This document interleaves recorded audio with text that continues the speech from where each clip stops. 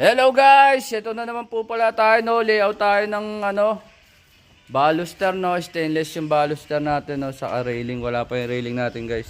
So yun guys, no, paano po ba kinukuha yung tamang proseso nitong no, baluster, the same time salamin yan. Ayun yung pattern ng salamin guys, no. Unang-una po sa lahat yan, pipitikan nyo muna po yung sukalo, no. Yan, doon po kayo kukuha ng guide niya, no, hanggang doon sa dulo. Yan. Tapos po guys, doon sa dulo, pipirmisan niyo po yan. Kailangan nakahulog rin yan. At eskwalado rin po at the same time, no. Tapos dulo-dulo yan, na kailangan nakapirmis po yan, no. Tapos lalagyan nyo ng tansi bago nyo ipipix po yung mga bolts sa ilalim, no. Saka kailangan nakalinyada rin po itong guide niya, no.